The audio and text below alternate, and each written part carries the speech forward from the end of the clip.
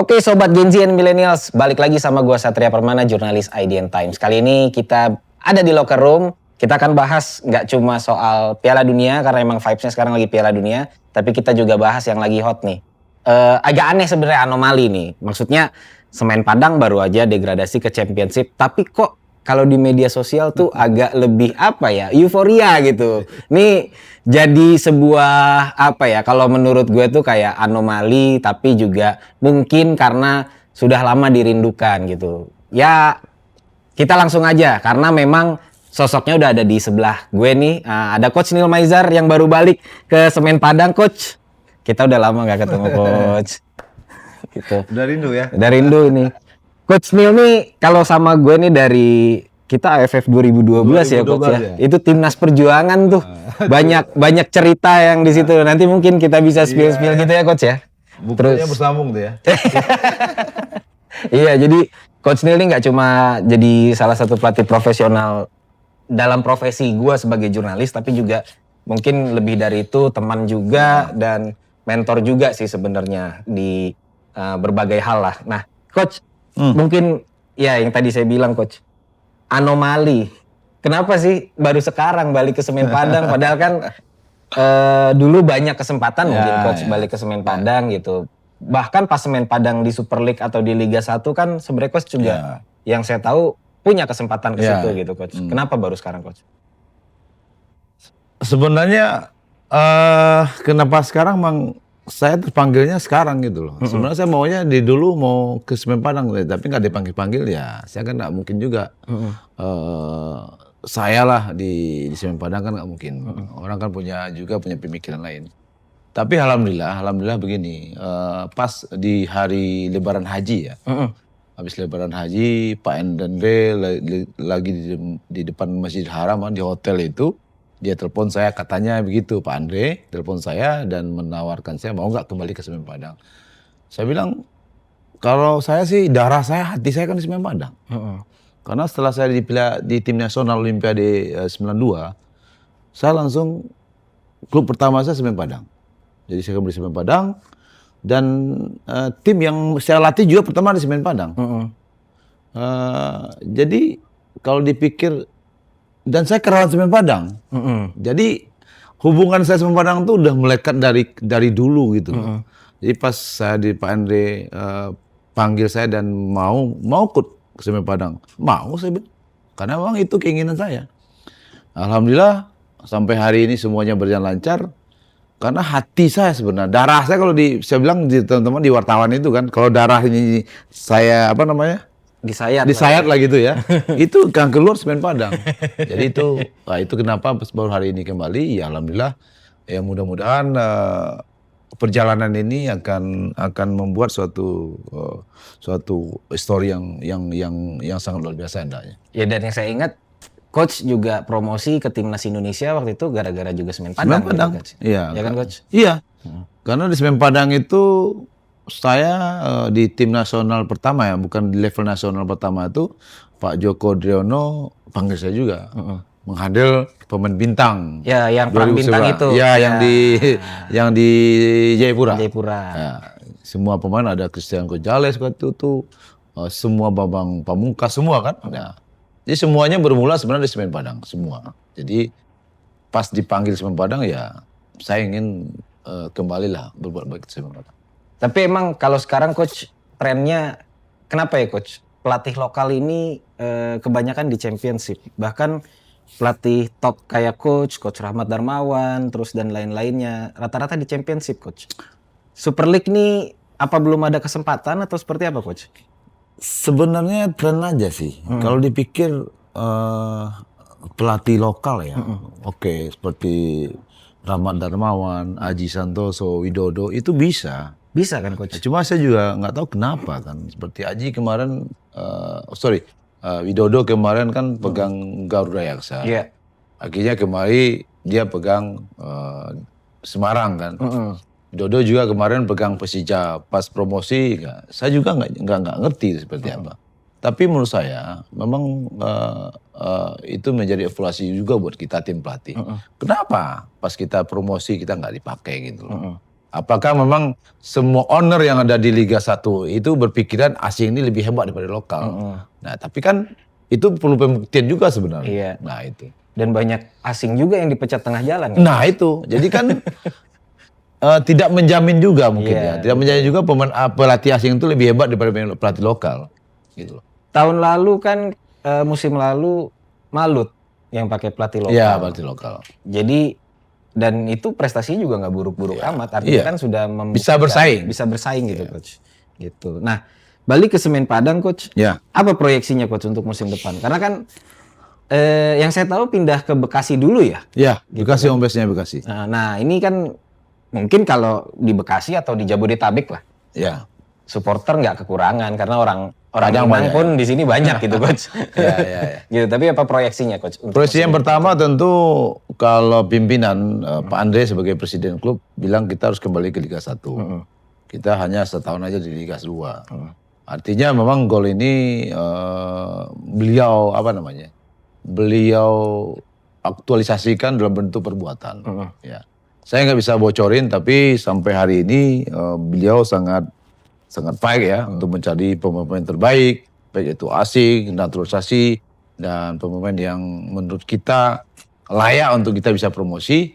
Dan ini tanggung jawab saya juga, karena kan ketika saya dipanggil, Pak Andre bilang, Kudnil, kita harus promosi ini, siapa? Gitu. Jadi mudah-mudahan dalam waktu dekat ini, kan kita akan mau latihan tanggal 25 ini. Sudah mulai 25. 25 Juni kita udah mulai masuk mes. Dan tanggal 26 Juni kita udah mulai latihan adaptasi training. Ya mudah-mudahan di situ nanti Pandai bisa mengumumkan satu-satu siapa pemain yang kita incar. Itu sudah menjadi kenyataan. Artinya kan mereka harus sign kontrak dulu. Medical check up dulu. Ketika medical check up dia oke, baru dia sign kontrak. Mungkin setelah itu diumumkan. Langsung di sini TC-nya atau di mana, Coach? TC-nya itu di Ciputat. Oh, Ciputat. Di Ciputat kita di Countrywood. Lumayan juga ya dari Bekasi. Mesnya di Ciputat. Iya, kita latihannya di ISCI ya. ISCI latihan di situ. Tempat saya main bola tuh. Iya. Cuma sudah ada komitmen one day before game kita langsung ke Bekasi. Oh, langsung ke Bekasi. Iya. Satu hari sih. Dekat situ banyak hotel-hotel bagus sih memang. Kalau kita main hari Minggu, Sabtu kita udah berangkat ke Bekasi ya. Sambil kita off-season training. Sering ngopi nih coach kita coach. Iya pastilah. Ngopi. Iya jadi kalau dari tadi obrolan ini berarti coach memaksimalkan slot kuota pemain asing untuk di musim depan coach. Iya, pasti itu. Gitu. Naturalisasi juga tadi berarti ada yang ada. Udah kita incar ada 1, 2 atau berapa lah masih belum. Tapi nama-namanya karena kan ini masih negosiasi kan. Setelah nanti kan kalau itu kan ketika pemain itu udah sign kontrak. Udah itu ya pasti ada. Udah pasti itu. Ada naturalisasi di Semen Padang, ada pemain asing kuotanya kan 3. Kita cari lihat yang terbaik, yang baik di posisi apa. Nanti kita umumkan di waktu yang tepat. Oke. Coach, mungkin persaingan di championship ini jadi agak menarik ya. Karena mantan klub coach dulu Sumsel United belum promosi. Terus ada Persipura yang kemarin nggak promosi juga. Terus baru aja Semen Padang dan Persis ya gitu Persis. Kan. Artinya sebenarnya ini persaingan yang layak memang ada di divisi teratas gitu. Gimana coach untuk musim depan? Karena musim lalu juga kayaknya kuat banget nih persaingan di divisi Championship tuh kayak saya ngelihatnya justru kayak ini harusnya persaingan kayak gini juga bisa ada di Super League gitu. Bahkan ada yang klub Super League menurut saya ya harusnya mereka yang masuk ke Championship gitu coach gitu. Gimana coach menurut coach? Iya kalau saya lihat ya ini persaingan yang sangat luar biasa. Semua tim ya, apalagi sekarang Persis Solo tentu nggak mungkin dia mau lama-lama di Liga 2. Iya sama Semen Padang gitu loh. Dan juga Medan juga ada, Barito juga nggak mau kalah lagi. Jadi perperangan ini sangat menarik gitu loh. Mungkin sampai akhir pertandingan yang terakhir mungkin sampai bersaing sama dengan kemarin. Kemarin di 2 pertandingan terakhir kan masih belum ada yang pasti. Iya betul. Baru di pertandingan terakhir baru udah pasti ada yang masuk ke artinya yang nomor 1 sudah kelihatan. Iya, yang playoff sudah kelihatan. yang semifinal udah kelihatan. Tapi itu kan sampai terakhir kan, bukan 5 pertandingan sudah ada klub yang jadi nomor 1 di champion, belum ada. Karena kan kemarin itu kan yang juara di grup masing-masing itu otomatis lolos. Dan saya pikir mungkin besok regulasinya kan sama. Jadi ini memang menarik, asik ya. Kita sebagai pelatih tertantang jadinya. Apalagi wilayah barat yang kayaknya kenceng. Dan itu Sumatera semua loh. Sumatera itu ada 5. Aceh, ya, Medan, Persiraja, Pekanbaru, PSPS kan, Semen Padang, Sumsel United. 5. Jadi memang ya cukup asik ya. Tapi memang tidak mudah. Tidak mudah kita meraih apa yang kita inginkan. Kan orang semua mau juga ke Liga 1. Iya, betul. Dan mau juara juga. Nah itu yang harus kita sikapi. Dan saya sebagai head coach dari Semen Padang sudah menata itu, mendesain program latihan seperti apa, mendesain pemain seperti apa.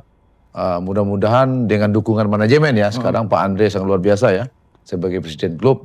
Dia total menyerahkan semua keputusan untuk pemain ke saya. Itu yang luar biasa hari ini. Berarti coach punya kuasa untuk transfer pemain ya? Iya. Tinggal diomongin aja. Tapi kan saya kan punya tim pelatih nih. Misalnya kita mau mengambil pemain asing, kita harus analisis dulu. Analisa bagaimana kekuatan dia, bagaimana teknikal dia, taktik dia, mental dia, fisik dia juga. Itu kita lihat. Terus di mana kekuatan dia, terus statistik dia kita lihat di mana dia main terakhir. Statistiknya berapa menit main dia, berapa pertandingan dia, apakah dia cedera. Setelah itu kita dapat, baru kita kasih kepada manajemen. Berarti nggak beli kucing dalam karung? Enggak, kita nggak boleh menghabiskan uang begitu aja. Karena kan banyak nih coach, kayak trennya agen ngasih pemain, nggak tahu gitu kan, kasih potongan-potongan klip aja, banyak kan gitu juga. Iya itu memang hal yang dijual oleh agen kan. Tapi kita sebagai pelatih memang harus harus bisa detail, harus bisa membedah pemain itu secara detail. Dan kita punya tim coaches, bukan hanya pelatih kepala aja. Kita punya analisa, dia pelatih fisik yang melihat bagaimana struktur ototnya gitu, bagaimana kecepatannya, kelincahan dia itu dilihat semuanya. Pokoknya setelah semuanya dapat dan kita yakin dengan surat tim pelatih itu, baru kita kasih ke manajemen. Oke. Prediksi coach untuk kompetisi musim depan. Kayaknya ya mungkin kalau saya lihat kompetisi di Indonesia setelah implementasi VAR ya, kualitas pengadil di lapangan, terus pengambilan keputusan, memang masih ada lah yang kontroversial. Tapi menurut coach juga apakah itu sudah meningkat? Dan kalau saya melihatnya sebagai penikmat sama jurnalis, sepertinya kualitas kompetisi di divisi championship juga udah mulai terangkat sedikit gitu, coach. Gitu. Gimana coach menurut coach? Ya kalau ada VAR itu cukup bagus ya. Karena memang kecurigaan kita kan kita melihat secara visual ya, pandang mata kita kan ini offset. Tapi di VAR ini nggak offset. Jadi itu membuat kita lebih meyakinkan bahwa apa yang ada di lapangan itu kalau kita ragu-ragu dan untuk keraguan itu kan kita biasanya marah sama wasit. Iya betul. Wasit ini apa. Tapi dengan ada itu, ketika kita protes ke wasit, dia meyakinkan bahwa itu offset atau apa. Dan keraguan itu dia buktikan dengan melalui VAR. Nah itu bagus. Jadi akhirnya kompetisi ini menjadi lebih baik. Kita tidak terlalu banyak protes lagi. Ketika ada gol itu kita anggap sah atau enggak sah, gol itu kena, apakah gol itu offset atau tidak offset, semua udah mulai clear. Jadi udah mulai tertata dengan bagus di Liga Champion ini. Kemarin kan baru Liga 1 yang pakai VAR.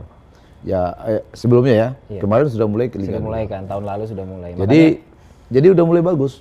Udah mulai berkualitas lah Liga kita. Makanya saya berani bicara kayak gitu karena ngelihat dari match per match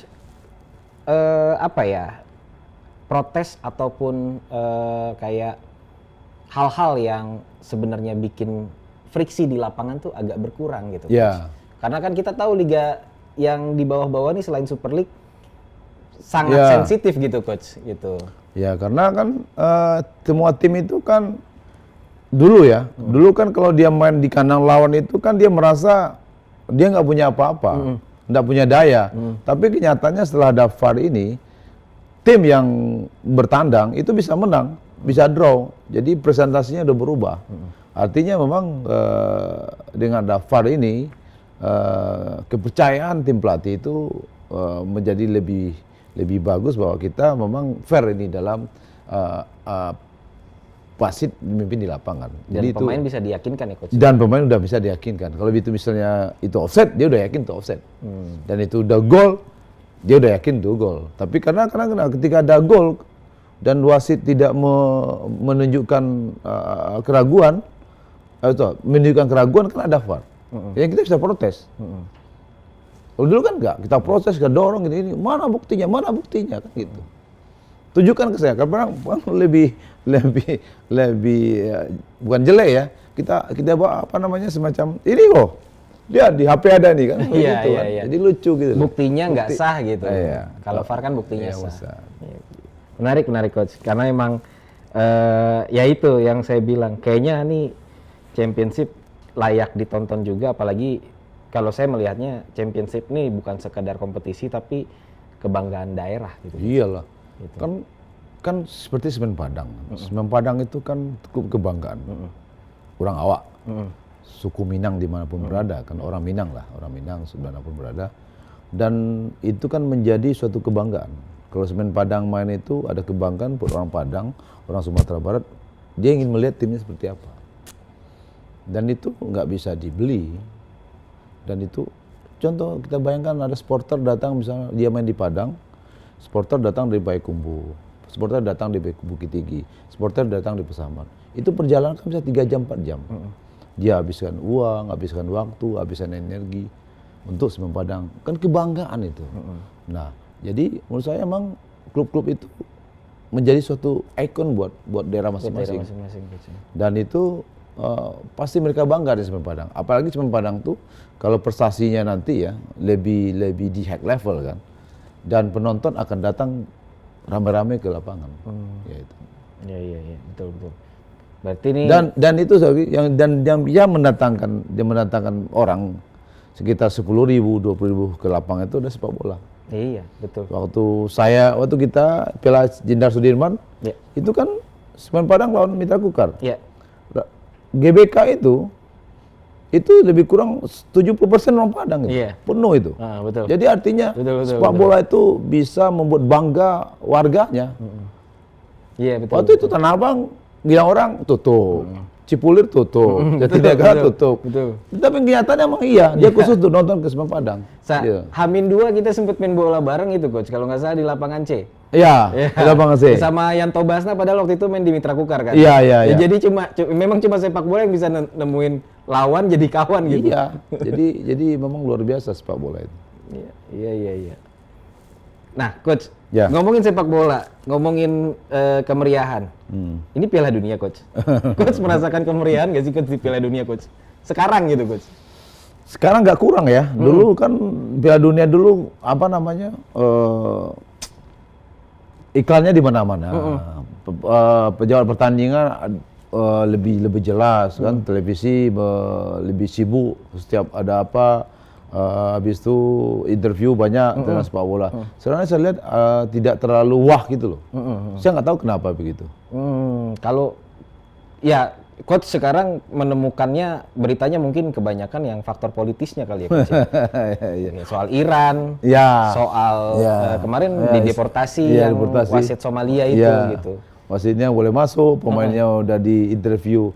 Pemain Iran kabar Iran ya? Irak yang diinterview sampai 11 jam 7 jam ya? 7 jam. Ya kan lucu itu. Berarti kan FIFA bukan tidak bertanggung jawab sih. Harusnya FIFA itu udah clear semua lah.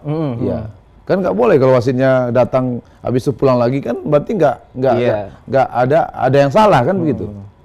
Ya, di Indonesia sebenarnya juga ada sih nonton bareng ada juga udah dibilangin juga. Apalagi sekarang kan TVRI udah menyiarkan langsung kan. Ya, mudah-mudahan lah. Mudah-mudahan isu-isu itu jadi apa ya kemeriahan sepak bolanya lah yang sebenarnya gitu. Tapi tahun lalu 2022 itu lebih gernya lebih wah gitu daripada sekarang. Kalau coach Ya, Set karena mungkin tahu latar belakang coach yang pernah di Jerman atau Ya. seperti apa? Apakah masih jagoin Jerman atau gimana, coach? Sebenarnya saya Jerman juga, tapi sekarang kayaknya si Spanyol bagus sekarang. Spanyol ya, coach ya? Spanyol. Kenapa, Karena coach? banyak anak muda di sana juga Spanyol kemarin kan habis juara Piala Eropa tuh. 2024 ya. 2024. 2024 dia ada Laminal ya. Lamine Yamal. Lamine Yamal, ada Pedro, Ada Pedri ya. Pedri, ya. Pokoknya mungkin arahnya ke situ kan. Tapi Argentina juga tidak mau kalah kan. Messi kan masih ikut. Ya. Jadi memang tapi tetap di Eropa sih yang bagus ya. Eropa ya. Eropa yang bagus. Kalau di Argentina ya bersaing sama Brazil lah. Tapi Brazil kayaknya lagi agak kurang. Coach. Lagi Tapi agak waktu Neymar diumumkan untuk masuk di squadnya si Ancelotti, dia wait ya, nunggunya itu uang gini juga ya. Iya, nunggunya kayak nunggu apa ya? Dapat anak kecil dapat kado. Ada gitu, kado. kado Tapi ulang bukan tahun. bukan dia aja, semuanya masyarakat Brazil menunggu, gila nggak dia? Iya, kontroversi juga sih, coach. Cedera. Yang tadi coach bilang kalau milih pemain, berarti kan riwayat cederanya. Iya. Neymar nih riwayat cederanya panjang gitu. Iya. Kan. Gitu. Nah, coach, prediksinya Spanyol nih. Kenapa dari sisi teknis, mungkin coach sebagai pelatih, dari sisi teknis kenapa coach? Karena gitu, saya lihat di Barcelona itu kumpulan anak-anak muda ya, yang banyak dimain di tim nasional Spanyol. Dan saya karena biasanya kan kalau dia juara Piala Eropa 2024 itu kan nggak jauh di juara Piala Dunia kan itu. Peak performance-nya. Performance masih jalan, tapi kan saingannya juga banyak. Terus ya seperti Prancis nggak mau kalah juga kan. Habis itu Argentina juga nggak mau kalah. Ya walaupun kemarin Argentina dikalahkan Arab Saudi ya di Piala Dunia 2022 ya. 2022. Jadi memang berkisar segitu aja antara Spanyol, antara Argentina, nanti Brazil, kan sekitar itu aja. Mungkin nanti ada kejutan dari Inggris yang sekarang udah mulai tapi kita melihat Inggris ini seperti apa nih nanti di Piala Dunia. Walaupun saya tidak detail tahu ya dengan pemainnya yang detail Inggris, tapi cukup menarik kita tunggu di Piala Dunia. Karena pelatihnya Jerman justru. Ya, Tuchel, Thomas Tuchel. Ya. Iya. Kenapa bukan dari Inggris ya? Iya, itu dia gitu. Kenapa bukan dari Inggris? Padahal Liga Inggrisnya sangat luar biasa di dunia. Apa mungkin karena krisis pelatih di Inggris atau seperti apa kita nggak tahu gitu. Sama juga dengan Brazil. Kenapa dulu kan tim nasional Brazil kan rata-rata pelatihnya Brazil. Betul. Kok sekarang kayak Ancelotti gitu. Iya. Tapi coach ngelihat fenomena itu mungkin sama kayak fenomena Super League di Championship juga gitu kan. Gitu. Itu gimana coach gitu coach? Kalau coach ngelihat itu apakah memang sebenarnya ya pengalaman coach karena kepercayaan atau seperti apa gitu coach? Sebenarnya mungkin kepercayaan. Mungkin dia lihat kan pelatih lokal ini mungkin di segi apa mungkin masih kurang. Owner bilang mungkin begitu. Tapi mungkin itu hal menarik buat kita nih, karena kan kita ada APSI nih, Asosiasi Pelatih Seluruh Indonesia kan. Kenapa kita nggak tidak begitu bisa bersaing di Liga Super? Kan semuanya kan asing itu. Apa kekurangan kita? Apakah kita kurang di manajemennya? Apa kita kurang di kualitas off court-nya? Bagaimana menata tim ini? Kan kalau seperti sekarang nih informasinya Garuda Yaksa itu kan seluruh tim coachesnya dari asing semua. Iya. Kan begitu. Kenapa nggak ada 1-2 yang melekat di situ? Nah, itu juga menjadi cambutan ya. Menjadi cambutan ya. Buat kita sebagai tim pelatih lokal supaya kompetensi diri kita naikin. Jangan kita nggak masuk misalnya di jajaran pelatih Liga Super, kita tidak meningkatkan kompetensi diri kita. Mungkin itu untuk menjawab apa yang ada saat ini. Kalau kita tak belajar sepak bola terus, kan menarik setiap hari kan berubah terus itu. Kita belajar, kita baca buku, kita lihat ini, lihat itu, kita mau analisa seperti apa nih sepak bola sekarang, modern football ini seperti apa sekarang, terus manajemen sepak bola seperti apa, analisanya seperti apa, kan begitu. Sudah mulai lengkap sekarang itu. Mungkin itu yang kita harus pelajari. IT kita harus juga bagus, jangan kita tidak bisa apa-apa gitu loh. Dia kan punya, kalau asing itu kan dia punya tim itu. Iya. Di behind di timnya bagus. Iya. Kita harus gitu juga. Tim behind timnya itu maksudnya asisten pelatihnya bagus. Habis itu coachnya, goalkeepernya bagus. Habis itu pelatih visinya juga bagus. Ada paketannya lah Coach. Agak paketannya. Jadi mereka tertolong dengan situ. Jadi head coach-nya itu bekerja, tapi di sekelilingnya Support sistemnya itu bagus. itu orang-orang expert itu memang dia lihat yang bagus. Jadi dia mendukung dia dalam sistem untuk kepelatihan. Itu mungkin juga yang terjadi di beberapa negara Piala Dunia juga ya Coach. Iya, iya. Ada pelatih asing yang akhirnya menangani tim raksasa.